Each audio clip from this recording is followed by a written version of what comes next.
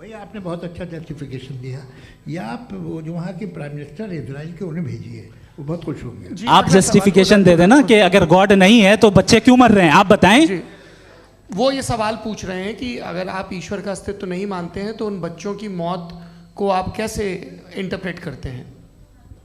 भाई ये दुनिया जो है, जो ताकतवर लोग होते हैं वो एक नाइंसाफी करते हैं। तो ये अच्छा काम है आपके नजदीक, तो नेचर नाइंसाफी पे मबनी है। अरे मेरे भाई, आप नेचर की कहाँ बात कर रहे हैं, तो इंसान की बात। तो फिर जब मैं इंसान की बात कर रहा था आप नेचर की बात करने लग गए। क्रॉस एग्जामिनेशन नहीं। हाँ, अब आप मुझे बोलने नहीं देंगे तो अलग बात है, आप बोलिए, मैं मुझे कोई जल्दी नहीं। जी नहीं, ये क्रॉस एग्जामिनेशन बोल तो लेने दीजिए। जी बोलिए। क्या बात ये है कि ह्यूमन सोसाइटी तभी साथ में रह सकती है जब वो मोहब्बत से, एकता से, एक दूसरे के एहतराम करके रहे।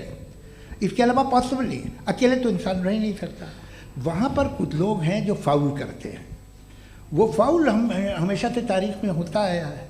आज ये हो रहा है, जो हो रहा है बहुत बुरा हो रहा है, बहुत जालिमाना है, बहुत जाबराना है।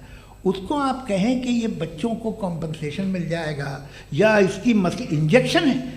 इंजेक्शन तो हेल्थ के लिए दिया जाता है। आप ये कह रहे हैं कि ये बच्चों की जो धज्जियां उड़ रही हैं ये इंजेक्शन है, ये टेस्ट है, ये टेस्ट है और उस टेस्ट में उनको ऐसा रिकॉम्पेंस मिलेगा जो आपके तस्वुर के बाहर है। ये आप 3 बरस के बच्चे को बारूद से उड़ा के टेस्ट ले रहे हैं। वाह, वो नहीं ले रहा है, खुदा नहीं उड़ा रहा है, इजराइल उड़ा रहा है। जी, ये तो उसको कंडेम अगला सवाल लेते हैं। अगला सवाल लेते हैं प्रोफेसर पुरुषोत्तम अग्रवाल। मुफ्ती साहब, एक निवेदन आपसे है कि कम से कम थोड़ा सा माइक क्लोज एक रिलीजियस और फिलोसफिकल कर मैं प्लीज। एक रिलीजियस और फिलोसफिकल ट्रेडिशन है जो ब्रह्मांड को यानी यूनिवर्स को ही अंतिम मानती है। सर्वम खलु इदम ब्रह्मम, this is Chandogya Upanishad and it completely rules out the existence और नेसेसिटी, आपके शब्दों में necessity of a creator. The creation itself is the creator. तो एक मिनट प्लीज। दूसरा जो सवाल आपने अभी, जो आप बार बार कह रहे हैं कि भगवान विद्वान भी है, वाइज, सब जानने वाला, तो अगर विजडम में दुनिया भर के पापों और अत्याचारों को बर्दाश्त करना शामिल है तो फिर इसका मतलब ये हुआ कि अगर मैं फ्री विल से उसको अपोज करता हूं तो ईश्वर की विजडम और मेरी फ्री विल में कॉन्ट्राडिक्शन है। Because when I am opposing whatever is happening in Gaza, then I am opposing the God's will और गॉड्स विजडम। जवाब लेते हैं क्योंकि तो गॉड की विजडम में, एक मिनट सर प्लीज सर, ये एक जुमला, गॉड की विजडम है कि गाजा में जो कुछ हो रहा है वो हो रहा है, मैं उसको अपोज कर रहा हूं तो मैं गॉड की विजडम के खिलाफ जा रहा हूं। एक सवाल। दूसरा ये नहीं, आपने 2 ऑलरेडी।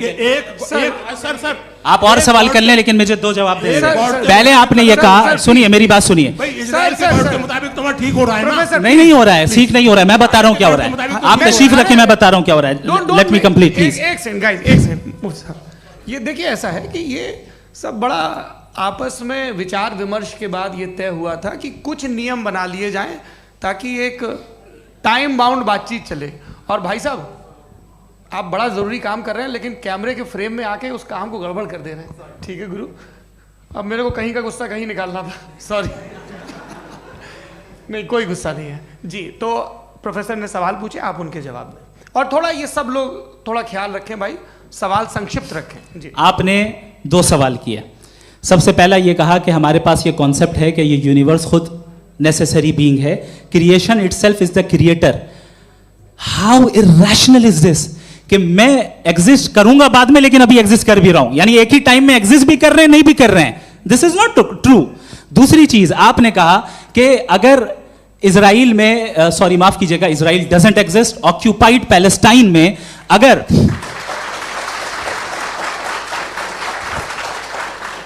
ऑक्यूपाइड पैलेस्टाइन में बच्चों को मारा जा रहा है फ्री विल की वजह से और गॉड नहीं रोक रहा, ये कॉन्ट्रडिक्शन है। ये बताइए कि एक एग्जाम में एक बच्चा गलत आंसर लिख रहा है, सुनिए, एग्जामिनर चाहे तो रोक सकता है, क्यों नहीं रोक रहा है? ये कॉन्ट्रडिक्शन है, ये कॉन्ट्रडिक्शन नहीं है। माइक नहीं सर, ये आपस में जी, ये क्या आपका सवाल?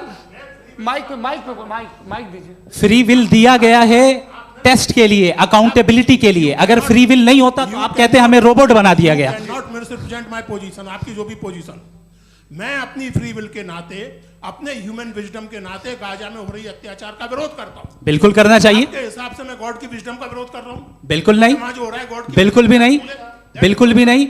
उसका वहां पर गाजा में कत्ल होना ये इंसानों के गलत इस्तेमाल का नतीजा है, फ्री विल के इस्तेमाल का नतीजा है। गॉड इसका हुक्म नहीं देता, उससे रोकता है। यही तो मसला है ना, आपके लिए कॉन्सेप्ट क्लियर नहीं नहीं भाई, आपने तो बताया था इंजेक्शन लगाने से बच्चे को तकलीफ होती है, ये इंजेक्शन लगा। सर आप ऐसे रेटोरिक स्टेटमेंट दें तब तो कोई मसला नहीं आपने समझते बोला कि रहेंगे। Injection this is a rhetoric statement, this is not a logical argument sir. I am sorry, I am sorry. आखिरी 30 मिनट बड़े मुश्किल होने वाले हैं। जी मुफ्ती साहब आगे बैठे हैं, इनको माइक दीजिए। हाँ तरुण, माइक आप अपने पास रखिए, आपको कैमरे का फ्रेम पता है जी। सबसे पहले दोनों को मुबारकबाद। एक सर अपना आप नाम बता दें। आप अमेरिका में शिकागो में रहते हैं, इतना मुझे याद है। बताया आपको, यासिर नदीम अलवाजदी मेरा नाम है। जावेद सर आपसे एक क्वेश्चन है इन्फिनिट रिग्रेस के ताल्लुक से। एक हाइपोथेटिकल सिनेरियो है, मसलन अगर आप सर माइक थोड़ा सा प्लीज क्लोज रखिए। ओके जी।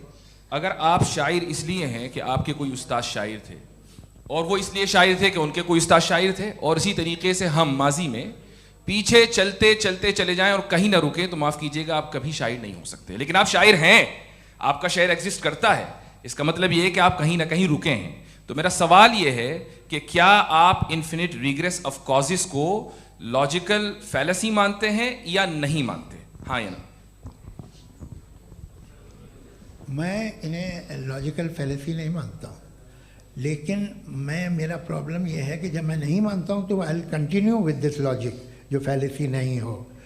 आप एक जगह रुक जाते हैं जाके, आप कहते हैं ये गेंद कैसे बनी, ये जजीरा कैसे बना, ये समंदर कैसे बना, ये ज़मीन कैसे बनी, और अचानक गॉड पे जाके आपको ब्रेक लग जाता है। एक बार आप सवाल नहीं करते कि भाई इनको बनाने वाला तो इनसे भी कॉम्प्लिकेटेड होगा, वो कैसे बना, उसके बारे में आपने इत्मीनान कर लिया, वो हमेशा से है। तो अगर आप उसे हमेशा से मानते हैं तो फिर ये मान लीजिए कि कायनात हमेशा से है, क्या तकलीफ है? फिर हम वजूद में नहीं आते जी हैं? हम मौजूद नहीं। अच्छा सर क्यों नहीं हो सकते? मैं बताऊंगा प्लीज प्लीज। जैसे मैंने मिसाल दी आपके शेर, आपका शेर कभी वजूद में ना आता अगर शायर इसी तरह चलते रहते हमेशा। जी माइक मेरे ख्याल से एक सेकंड, इन्फिनिट रिग्रेस का कॉन्सेप्ट क्लियर नहीं हो पाया, ऐसे रहने दें, लेट्स मूव ऑन सर। ठीक है। हाँ थोड़ा सा मॉडरेटर का भी ख्याल रखें। नहीं आपने तो रखा है, आपने रखा है। यहाँ पे गौहर रजा साहब हैं, वो भी एक सवाल पूछना चाहते हैं। माइक नीचे से ऑन कर दिए, नीचे। पहले तो ये कह दूं कि मैं उन बच्चों से शर्मिंदा हूं जिनको गज़ा में कत्ल किया गया, क्योंकि हमारे होते हुए कत्ल किया गया। लेकिन उससे ज़्यादा शर्मिंदगी इस बात से हुई कि मुझे लगा कि मुफ्ती साहब उसको जस्टिफाई कर रहे हैं। बिल्कुल भी नहीं, आप बहुत ही गलत। मुझे लगा मैं गलत हो सकता हूँ, बिल्कुल गलत मैं है। सवाल पूछ रहा हूँ, सवाल मैं सवाल पूछ रहा हूँ। मैं जावेद भाई से डिसएग्री करता हूँ। एक सेकंड देखिए, अगर देखिए ऐसा एक सेकंड आप सर वेट अरे आप कुछ मेरे पहले मुझे अपनी बात कह लेने दीजिए। अगर ऑडियंस तय करेगी तो फिर मॉडरेटर का मतलब नहीं। मेरा आप सबसे ये कहना है, ये बहस दो लोगों के बीच में है, एक तरफ मुफ्ती साहब, एक तरफ जावेद साहब। पिछले 1.5 घंटे से ये लोग अपने अपने तर्क रख रहे हैं। आपकी इनसे इत्तेफाकी हो सकती है, ना इत्तेफाकी हो सकती है। मेरे उस्ताद मुझे सिखा गए हैं कि मुखामुखम में असहमति की गुंजाइश बची रहनी चाहिए। अगर मैं आपकी बहुत इज्जत करता हूं गौहर साहब, आपने जो कमाल की किताबें लिखी, साइंटिफिक टेम्परामेंट, लेकिन मेरी ये गुजारिश है आप सबसे कि यदि आप इन लोगों ने जो बोला उन पर टिप्पणियां करेंगे तो ना वक्त की पाबंदी रहेगी ना वो अनुशासन। आप सवाल पूछ लें, उस सवाल में जो बात आ जाए वो आ जाए। मैं जावेद साहब से डिसएग्री करता हूं, इसलिए जावेद साहब से सवाल पूछ रहा हूं। आपका सवाल जावेद अख्तर साहब से। और सवाल ये है मेरा कि जावेद साहब ने कई बार लॉजिक का इस्तेमाल किया कि साइंस में लॉजिक है और रिलीजन में लॉजिक नहीं है। मेरा ख्याल ये है कि रिलीजन में भी लॉजिक है, लेकिन उस लॉजिक की बेसिस ये है कि आप रुक जाते हैं, जिसका जिक्र जावेद साहब ने बार बार किया, यानी खुदा के तसव्वुर पे आते हुए, गॉड के तसव्वुर पे आते हुए रुक जाते हैं। और इसमें सवाल पूछना मतलब फॉरबिडन होता है। सवाल यह है कि क्या जावेद साहब इससे एग्री करते हैं कि साइंस की लॉजिक अलग है और रिलीजन की लॉजिक अलग है? बताइए सर। देखिए 3 चीज़ें हैं, साइंस है, एक है मंतिक है, इस्तिदलाल है, और एक जो है कुछ भी नहीं है, फेथ है, अकीदा है। मैं अकीदे की लॉजिक का कायल नहीं हूँ। मुझे आप इस्तिदलाल से, लॉजिक से, रीज़न से समझाइए, मैं मानने को तैयार हूँ, मेरा क्या नुकसान होगा। लेकिन ये कि अकीदे पे मैं नहीं जा सकता हूँ। अकीदे का मतलब है कि तुम ये मान लो, सवाल ना करो, ये नहीं। आप सारी बातें करके, बड़ी साइंटिफिक बातें करके एक जगह जाके खुदा के वजूद पे रुक जाते हैं, सरेंडर कर देते हैं। मैं सरेंडर करने को तैयार नहीं। That's all. जी, ये आगे सर बैठे हुए हैं, इनको माइक दीजिए। भाई वो आप पूछना चाह रहे थे ना भाई? हाँ, नहीं मैं ये थैंक यू जी। आपका नाम? आसिम इफ्तिखार। आसिम जी, पूछिए। सर, जावेद सर से सवाल है कि आपने अपने क्लोजिंग माइक थोड़ा करीब है। अपने क्लोजिंग स्टेटमेंट में बात कही थी कि मज़हब का जो फ्यूचर है वो ज़्यादा दिन नहीं जाने वाला है, लेकिन मैं देख पा रहा हूँ कि जो ऑक्सफोर्ड यूनिवर्सिटी की एक स्टडी है 2011 में हुई है, जिसके 50 एकेडमिशियंस ने इसको अंजाम दिया था, उसमें वो ये कहते हैं कि जो फेथ इन गॉड है वो इनबिल्ट है ह्यूमन नेचर के अंदर, जिसको हम कहते हैं फितरत के अंदर शामिल है वो। और वो ये कहते हैं कि अगर कोई ये समझता है कि मज़हब को वो ख़त्म कर देगा तो ये उसकी गलत फहमी है। तो आप इसके बारे में, इस स्टडीज़ के बारे में क्या कहते हैं? ठीक है, मैं उनसे एग्री नहीं करता हूँ। वो कौन से प्रोफेसर होंगे, ऐसा उनके क्या पास डेटा है, इन्होंने डेटा के बेस होगा। डेटा क्या हो सकता है? फ्यूचर का डेटा तो नहीं हो सकता ना उनके पास, प्रेजेंट का डेटा हो सकता है। डेटा आपने सुना 100 साल पहले का बाद का डेटा? मैंने तो नहीं सुना आज तक। तो आज उनकी ये राय है और होगी राय, ठीक है। दुनिया में तरह तरह की राय है लोग, लेकिन मैं समझता हूँ कि वक्त के साथ इंसान ज़्यादा से ज़्यादा रीज़नेबल और लॉजिकल होता जा रहा है। आज आप देखिए वेस्टर्न यूरोप में क्या परसेंटेज है नॉन बिलीवर्स की, बहुत हाई। वहाँ चर्च खाली पड़े होते हैं। तो अल्टीमेटली तो इंसान कोई ऐसी बात बहुत अरसे तक नहीं मान सकेगा, चाहे गलत या सही, जो उसे, उसके दिमाग को, उसके जहन को, उसकी लॉजिक को अपील न करे। वो कह रहे हैं तो ऑक्सफोर्ड के होंगे तो कैम्ब्रिज के होंगे, तो मुझे क्या लेना देना। उनका डेटा मुस्तकबिल का नहीं हो सकता है। जी। दीपक, हाँ पूछिए। मैं आऊँगा, अभी पीछे की साइड भी आऊँगा, माइक वहीं भेजूंगा 2-3 साल के लिए। जी जावेद साहब, आपसे सवाल है। नमस्ते अरे भाई सर, अगर आप ही लोग तय करना है तो फिर 200 लोग तय कर लें। ये एक साथ नहीं sir, please don't do this sir. Everybody has a right sir, but we can only take selected questions. No sir, ये यंग लोग भी हैं तो इनकी ये अब उतने सुनिए। यंग, भाई आप यंग हैं कि नहीं हैं? एक मिनट, वो कह रहे हैं वो भी आइए, यंग हैं पूछ रहे हैं ना साहब। भाई। आप उनकी नौजवानी पर दावा उनको ही करने थे। हाँ मुफ्ती साहब, आप यंग, हाँ पूछे। अरे भैया सर, मेरा सवाल ये है। कुछ इनसे भी तो पूछो जी हाँ। नहीं, बस आपसे एक सवाल है। जैसे थीस्टों के पास, अपने जो ईश्वर को मानते हैं, उनके पास अपने सोशल गेट टुगेदर्स हैं। 5 रोज़ आज क्रिसमस आने वाला है, होली है, दिवाली है, ईद है। एथिस्ट क्या ऑफर कर रहे हैं? मतलब मैं इनकी दुकान से बोलूं, मैं आना चाहता हूं उस तरफ, पर मैं अट्रैक्ट नहीं हो पा रहा हूं। मैं सोशल गेट टुगेदर्स क्या है आपके पास? वो ये कह रहे हैं कि जो धार्मिक लोग हैं, अलग अलग धर्म के लोग, उनके उत्सव त्योहार, कॉन्ग्रेगेशन बहुत हैं। अब आपको मैं एक सुनाता हूँ, यहाँ हिस्टोरियन भी बैठे हैं। मृदुला जी, आप बताइएगा सही है क्या? ये एक कॉन्स्टेंटाइन, एक ग्रीक रोमन बादशाह था, जो क्रिश्चियनिटी आने के 400 साल बाद उसने डिसाइड किया कि मैं क्रिश्चियन हो जाऊंगा, मेरी पूरी स्टेट कैंसिल हो जाएगी। उस ज़माने में ऐसे ही होता था, राजा जो धर्म इख्तियार करता था वो जनता भी कर लेती थी। इसलिए कि वो हो गया था बैंकरप्ट, और उसे जो मेडिटेरियन कोस्ट के रिच क्रिश्चियन वो थे मर्चेंट, उससे पैसा चाहिए था। तो उसने कहा यार क्रिश्चियन हो जाओ। तो उसने अपने वजीर से कहा कि भाई ये हिस्ट्री है कि अब हम लोग क्रिश्चियन हो जाते हैं। पहले सर हो जाएंगे, कोई प्रॉब्लम नहीं है, लेकिन एक प्रॉब्लम ये है कि 17 दिसंबर से 25 दिसंबर तक जो पेगन फेस्टिवल होता, जो पेगन्स थे वो लोग, जो फेस्टिवल होता है वो बंद हो जाएगा, इसलिए कि हम क्रिश्चियन हो गए तो होगा नहीं। तो वो बच्चों को बहुत बुरा लगेगा, पब्लिक को बहुत इन्जॉय करते हैं, ख़ासतौर से 25 को मेन डे। उसने कहा हाँ ये तो सही कह रहे हो। ये जीसस क्राइस्ट की पैदाइश कब थी? कहते साहब वो अप्रैल में थी। नहीं, कट करो, वो 25 दिसंबर को है। यह हकीकत है जी। और 400 साल बाद क्रिश्चियनिटी के अप्रैल से दिसंबर ले आए, और इसलिए कि यहाँ पेगन फेस्टिवल होता था। अब मनाते हैं आप आराम से। ये जो सारे फेस्टिवल हैं ये रिलीजन से, हर एक को एक इंटरटेनमेंट डिपार्टमेंट चाहिए होता है अपनी कंपनी चलाने के लिए। तो ये रिलीजन ने, ये सेकुलर त्योहार थे जिन्हें रिलीजन्स ने ले लिया है। ये मौसम के थे, फसलों के थे, किसानों के थे, उसको आपने लेके रिलीजियस रंग दे दिया।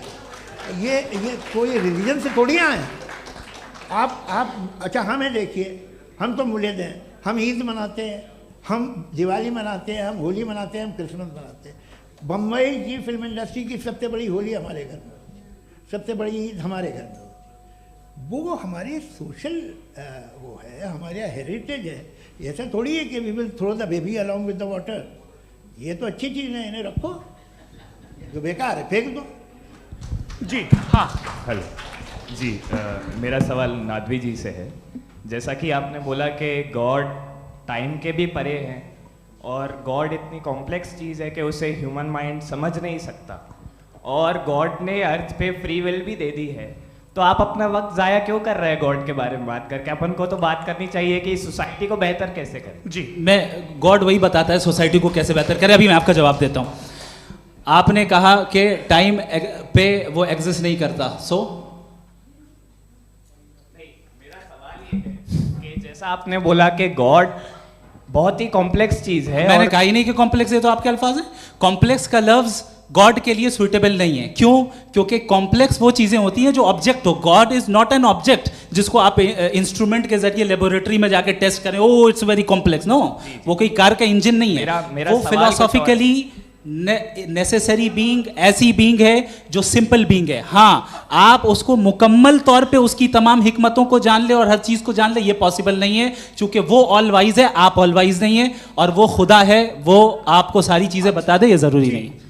मेरा सवाल ये नहीं था, मेरा सवाल ये था कि जब गॉड इतना परे है इस दुनिया से कि उसने अर्थ पे फ्री विल भी दी है, हम सब ह्यूमंस की फ्री विल है, और जो सोसाइटी में हो रहा है वो अपन लोग डिसाइड करेंगे, तो अपन लोग डिसाइड नहीं करेंगे ना, अपन लोग डिसाइड नहीं करेंगे। गॉड जो है, गॉड ने वो उसकी जात, उसकी एग्जिस्टेंस टाइम एंड स्पेस से परे है, लेकिन वो हमारा टेस्ट ले रहा है और उसी गॉड ने हमें बताया कि तुम्हें क्या करना है क्या नहीं करना है, तो जाहिर उस गॉड की बात सुनेंगे ना हम। जी, वो पीछे एक चश्मा लगाए जो मैम खड़ी हैं, उनको दीजिए। हाँ, आप जी जी बिल्कुल आएंगे। देखिए मैं कोशिश कर रहा हूँ सब तरफ जाने की। हाँ, उनको दीजिए माइक। जी, हेलो सर, मैं ओमनी प्रेजेंट नहीं हूँ, टाइम पाबंद हूँ, और जहाँ तक कोशिश कर सकता हूँ करूँगा। जी, अपना नाम बताइए। मेरा नाम उर्सुला है, मैं दिल्ली यूनिवर्सिटी की एक स्टूडेंट हूँ और मैं स्टूडेंट फेडरेशन ऑफ इंडिया से हूँ। मेरा सवाल मुफ्ती जी से है कि इस हॉल के इस कमरे में बैठ के हम लोग रेप की मोरालिटी के बारे में फिलोसफिकली बात तो कर सकते हैं, बट असलियत ये है कि रोज़मर्रा की ज़िंदगी में औरतें रेप के थ्रू गुजरती हैं, और हम लोग सिर्फ नंबर्स पे इस तरह नहीं देख सकते, क्योंकि कितनी औरतें हैं इन कंट्रीज़ में जहाँ पे आप बता रहे हैं कि केसेस कम हैं, जिनका एक्सेस है कि वो जाके केस फाइल कर सकें। कितनी औरतें हैं जो जिनको काम करने की आज़ादी है उन कंट्रीज़ में। यूरोप में ये आज़ादी आ गई, यूरोप में ये रूल्स आ गए, तो हम आज उसके बारे में बात कर पा रहे हैं। जी, जवाब। आपने ये कहा कि कमरे में बंद होकर हम लोग इस पर फिलोसफिकली बात कर सकते हैं, लेकिन हकीकत में क्या हो रहा है, वो ग्राउंड लेवल पे क्या हो रहा है, जो बहुत गलत हो रहा है, और वो सफ़र कर रही हैं। आई एग्री, बहुत गलत हो रहा है, और जो गलत हो रहा है उसको हमें रोकना है। और क्यों रोकना है, वो गलत क्यों है? हमारे पास इसका ऑब्जेक्टिव फाउंडेशन है, इनके पास उसका ऑब्जेक्टिव फाउंडेशन नहीं है। मैं ये कहना चाह रहा हूँ कि जहाँ पे भी जुल्म हो रहा है, जहाँ पे भी औरत पे जुल्म हो रहा है, या उसकी इज्जत लूटी जा रही है, या उसे तकलीफ पहुँचाई जा रही है, और सिर्फ औरत नहीं, किसी इंसान के ऊपर भी जुल्म हो रहा है, तो उसके खिलाफ खड़ा होना, ये मॉरलिटी हमारे पास गॉड के पास से आई है। वरना जावेद साहब तो कह रहे हैं कि जो है मेजॉरिटी डिसाइड करेगी, तो मेजॉरिटी तो कभी भी बदल सकती है। क्या आप हाँ। ये थोड़ी सी आपको गलतफहमी है। मैं अगर मेरे जुमले से ये मदनत निकला या मैंने कहा, तो ये जुमला मैं वापस लेता हूँ, ये मेरा मतलब ही नहीं था कि मेजॉरिटी डिसाइड करेंगे। मेजॉरिटी डिसाइड करे तो दुनिया में बड़ी, वैसे आपने कहा था ये जुमला। अच्छा, हो मैं मान रहा हूँ, बाद में रिकैप कर लेंगे। अरे एक सेकंड, मैं अपनी एक्सप्लेनेशन देता हूँ। मुनासिब बात यह है कि हम सब के सब दिल में जानते हैं कि क्या अच्छा है क्या बुरा है, हमें पता है अच्छी तरह से। जो लोग बुरे काम करते हैं उन्हें भी मालूम अच्छा क्या है। यही तो सवाल था हजरत कि फिर ये मोरालिटी आई कहाँ से? Cross examination. हाँ जी, हाँ, मोरालिटी साथ रहने की डिजायर से आई, यानी साथ रहकर जो कुछ कह दे, जो कुछ कर दे, वो हो जाएगा। नहीं, तो आप कायदे से रह ही कर सकते हैं जब तक लोगों में मोरालिटी हो, वरना क्यास हो जाएगा। ये आपको कैसे पता? जी हमने देखा ना, जहाँ मोरालिटी का क्यास हो गया, हम देखते हैं। कहाँ पे देखते भाई हैं? दुनिया में। आप जो ये- कह रहे हैं, आप ये- एक कहीं पे अगर गलत हो रहा है इस बहस तो के उसको बाद आप में गलत लोगों देखिए। को आप क्या- सर मुफ्ती साहब, आप मैं- एपिस्टेमोलॉजी मुफ्ती की बात कर रहे हैं, मैं ऑन्टोलॉजी की बात कर रहा हूँ। मैं इस बहस के फाउंडेशन बाद क्या आप है? दोनों लोगों को चाय पे फाउंडेशन होस्ट करूंगा, वहां पे क्रॉस एग्जामिनेशन कर लीजिएगा। अभी ऑडियंस का हक मार रहे हैं आप लोग भाई। सर जस्ट लोग हैं आप लोग। और ये भाई ये एक हाँ बच्चे- उधर उधर आएंगे, उधर इनको आएंगे। भी। जी सर आएंगे आएंगे। अच्छा सर मेरा नाम लईकुर रहमान है और मैं अलीगढ़ मुस्लिम यूनिवर्सिटी का स्टूडेंट हूँ। और जहाँ तक मुझे पता है कि sir you are also product of Aligarh Muslim University. मैं भी उसी चमन का बुलबुल। हाँ सर, तो बड़ी खुशी हुई मुझे जान करके कि मैं आपसे मिलूंगा। सवाल सर मेरा सवाल ये है, सर सैयद अलैहि रहमा का नज़रिया ये था कि खुदा के वजूद को अक़ल के दायरे में रह कर के तलाश करना, न कि पूरी तौर से उसका इनकार कर देना। Sir how will you define it? नहीं तो ये तो आप इन्हें बताइए। ये सर, अक़ल सवाल में रह आपसे। के खुदा का वजूद साबित कर रहे हैं। तो सर आपने सैयद इनकार मना किया। कर रखा है, इस वजह से मेरा क्वेश्चन उन्होंने यही सर से एक सेकंड, सर सैयद ने यही कहा ना कि अक़ल से आप खुदा के वजूद को साबित नहीं कर सकते, यही कहा ना भाई। वो उन्होंने कहा कर सकते हैं और वो कर दिया गया आज। वो फोन दो। तलाश करना या साबित करना अक़ल से अक़ल से नहीं हो सर सकता। अरे सवाल तो सुन लीजिए जी। अक़ल से नहीं हो सकता है, यही कहा ना आपने। अक़ल से हो सकता है। अरे वो यही कह रहे हैं भाई, आप बता रहे हो सकता है, वो तो कुछ और। आप अगर सर देखो नौजवान फोन ले लो, वो इतनी कमाल की यूनिवर्सिटी है। अरे भाई दे दो मेरी उन्हें बात जरा तो- एक मिनट, अरे दे दो मेरे भाई माइक। मेरी बात सुनो, नहीं, माइक मैं पे समझ- बोलो ताकि जो लाखों लोग देख रहे हैं माइक दे दो ना। अरे देंगे ना माइक, तुम ठहरो तो।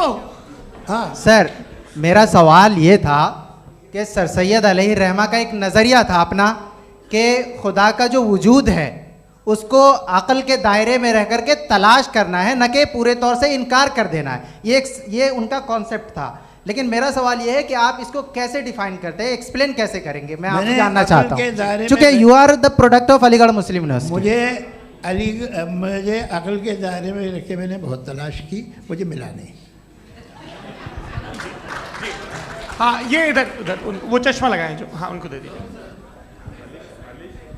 जी जी फटाफट पूछिए, बस 5 मिनट है, 5 मिनट में खत्म हो रहा है। हाँ अस्सलाम वालेकुम मुफ्ती साहब। एंड मेरा सवाल जावेद अख्तर साहब से। क्या नाम है आपका? अरे भैया सब मुझे तो पूछ रहे हो।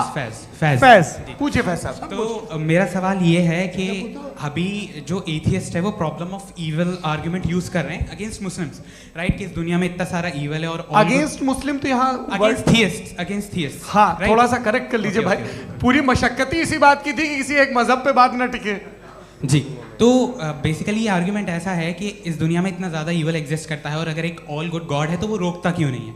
लेकिन इस सवाल में एक हिडन अजम्पशन ये है कि इस दुनिया में ईवल एग्जिस्ट करता है। अब एथियस्ट ये कैसे ऑन्टोलॉजिकली प्रूव कर सकते हैं कि इस दुनिया में ईवल एग्जिस्ट करता है? मैं आपको बताता हूँ, थोड़ा सा समझा। नहीं सर आप हम लोग इनको सुनने आए। नहीं please don't do that. I want to explain ontologically. नहीं हम समझ गए सर, इनको अब जवाब देने दीजिए। अच्छा सवाल पूछ लो। मैं अभी तक क्या था वो मैं थोड़ा सा ऐड ऑन कर लेता हूँ। तुम गुरु, तो हम जब इसका राउंड 13 करेंगे ना तब तुमको स्टेज पे बिठाएंगे। जी तो हाँ जल्दी से। तो देखिए एथियज्म के हिसाब से सब कुछ रैंडमली बन गया है, सब कुछ एटम्स और मॉलिक्यूल्स है। एक पत्थर में और मुझ में सिर्फ इतना फर्क है कि हम लोग एटम्स और मॉलिक्यूल्स का अलग अलग रीअरेंजमेंट है। अब एक पत्थर को कोई इंसान तलवार से 2 टुकड़ों में काट दे या मुझे, according to atheism it is same. There is no evil and good according to atheism. जी अच्छा फैज साहब का सवाल ये है कि हाँ कोशिश भी करते तो इससे गलत सवाल नहीं कर पाते। एक लाइफ फॉर्म है और लाइफ फॉर्म में फीलिंग्स हैं, मतलब लाइफ फॉर्म सुनता है, देखता है, टेस्ट कर सकता है, फील कर सकता है। तो उसकी जो ये जो क्वालिटी इस बबल में आ गई हैं वो जानवर में भी है, इंसान में भी है। तो जाहिर है कि उसे कोई तकलीफ पहुंचेगी, तो चूंकि उसके पास वो सेंसिटिविटी है तो मैं करेगा। पत्थर में वो सेंसिटिविटी नहीं है।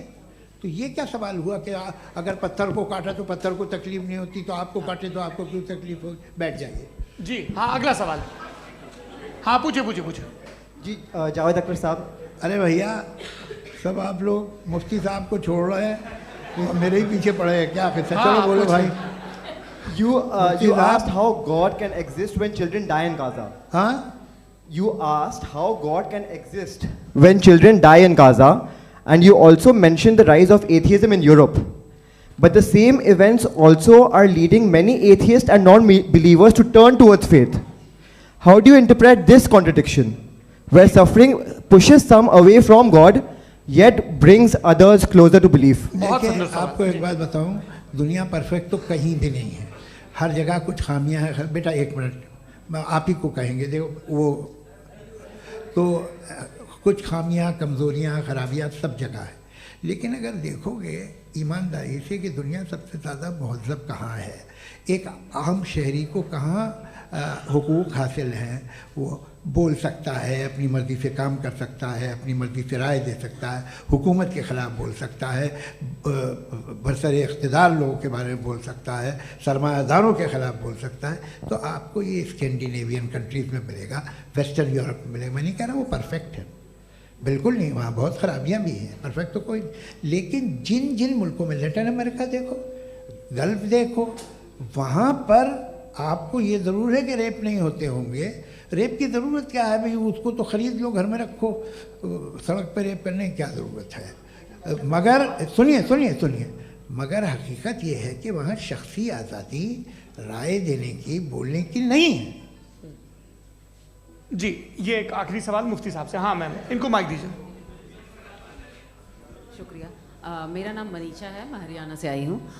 मैं मुफ्ती साहब से एक बात पूछना चाहती हूँ। आप बार बार जावेद साहब को कॉन्ट्राडिक्ट तो कर रहे हैं कि आपने ये कहा, लेकिन आप भी अजम्पशंस के बेसिस पे बात कर रहे हैं। आपने खुदा के होने का कौन सा प्रूफ पेश किया है, खुदा की एग्जिस्टेंस का? अब इस सवाल को अलग रहने दीजिए, कौन एथीस्ट है कौन नहीं है। और दूसरी बात जो आपने एक छोटी सी कही थी कि ये फ्री विल का इस्तेमाल करता है इंसान अपनी, लेकिन इस फ्री विल का इस्तेमाल में मतलब खुदा ने ये दे दी सबको ये इजाज़त कि वो कितना घिनौनापन और कितने ज़्यादा ख़राब से ख़राब तरीके इस्तेमाल कर सकता है। जवाब सुनते जी। आप फ्री विल को मानती है ना, या अब कहती है कि फ्री विल नहीं है ना, मानती है ना? तो अब आपके पास इसका कोई एक्सप्लेनेशन नहीं है कि अगर एक इंसान उस फ्री विल का इस्तेमाल करके गलत काम कर रहा है और बच के अच्छी ज़िंदगी गुजार के निकल जा रहा है, उसका कोई रिकम्पेंस नहीं है। हमारे वर्ल्ड व्यू में जो इंसान गलत काम कर रहा है उसको भी रिकम्पेंस यानी उसका बुरा बदला मिलना है, और जो सही काम कर रहा है उसको सही बदला मिलना है।